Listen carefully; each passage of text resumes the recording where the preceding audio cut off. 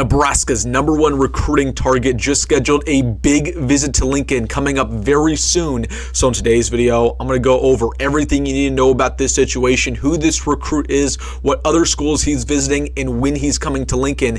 And then I'm going to give you a recap of Matt Rhule's recent interview with Josh Pate. He dropped some big nuggets and inside info. I'm going to give you everything else you need to know about that. So really quick, we have a lot to get into. Hey, if you're having a good Monday, I know I am, hit that like button. Also, if you're a diehard Nebraska fan, you're unsubscribed, what are you waiting for? Hit that subscribe button for daily Husker football content, recruiting updates, breaking news, and so much more. Hit that subscribe button. Thank you so much. But without further ado, let's get into it. Going over this update, I want to get things started with Nebraska's #1 recruiting target, who just announced when he will be visiting the Huskers. This is top 100 4-star defensive line phenom Titan Davis, coming out of St. Louis, Missouri, attends DeSmet High School. Again, this guy is 6'4", 250 pounds, offers from every single school you can imagine.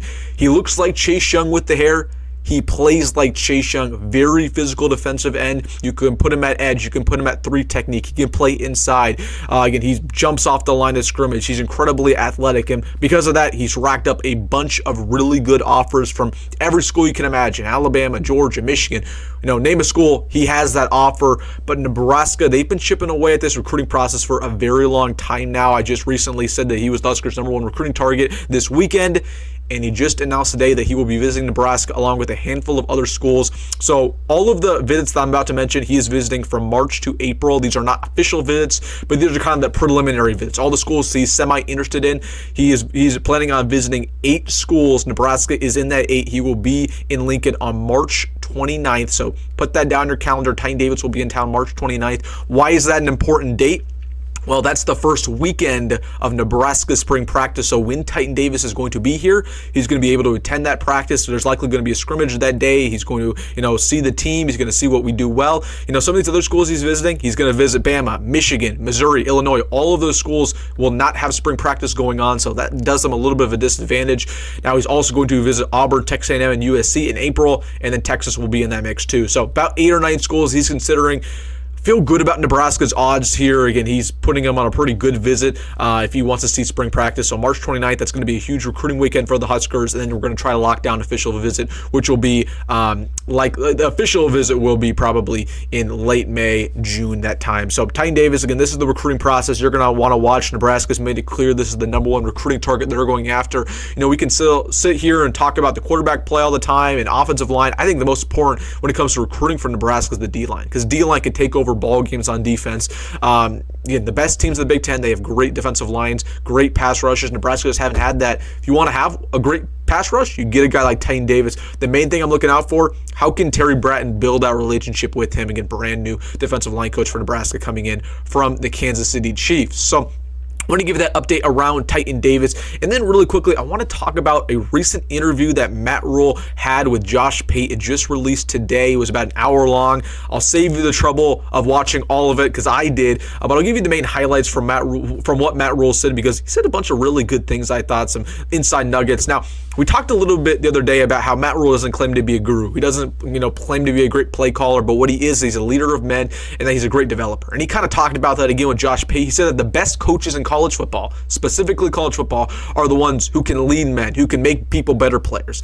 He says that he can find great play callers, great gurus on the street. You can't necessarily find these leader of men all the time. So that kind of goes back to what I was saying earlier. Like, that's what you can take to the big about Matt Rhule. Is he a great guru? No. Is he a guy who can out-coach a bunch of other, geniuses in college football? Probably not. He doesn't claim to be, but he's a guy who's going to make these players better. And sometimes it's more important about, having a stud wide receiver than having a great play call. You want to develop a stud wide receiver rather than just knowing how to call plays on third down when it matters most. So it's all about building up those players rather than, out scheming X's and O's. But X's and O's are still very important. He talked about that a little bit. But he said, that he really, from his standpoint, he's a developer. He's hoping that our offensive coordinator, defense coordinator, those are the gurus who can really step up in that absence. He talked about last season a little bit, the fact that we won our bowl game. He said it was a big step, but he kind of downplayed it a little bit. Like, he made it very clear in that interview with Josh Pate that he wasn't satisfied. He felt like, although it was kind of a tougher schedule than what we had in 2023, he felt like we should have won more games. That's not going to be the final destination. And once again, he harped on the fact that we're expecting to make that big jump next year in year 3. He's always done it. He keeps hyping it up. We got to see it happen. He talked about, the walk-on program, that he still wants to keep it alive despite, having this 105 cap limit. I think the reality is that there's just no way it's going to happen. Like, you can't find these walk-ons anymore. At the end of the day, you've got to find. The reason why he wants the walk-on program to continue is because a lot of these guys are culture guys who, help the practices go better and this, that, and the third. What he's going to have to find out is he's going to have to find scholarship players who are worthy of playing but also can do that at the same time. You can't have walk-ons for the sake of just having walk-ons for the help of the culture. You need to find scholarship players who are also, great people into having practice. Iron sharpens iron. But he talked about that a little bit, that Nebraska, unfortunately, walk-ons are going to be gone. He talked about a little bit, I think he talked a lot about social media and its impact and the media's impact. Don't want to go too in detail about that, but he talked about a little bit how, he got a lot of blame this season. And the coaches got a lot of blame. I think he didn't mention Marcus Satterfield specifically, but he was sending out Marcus Satterfield.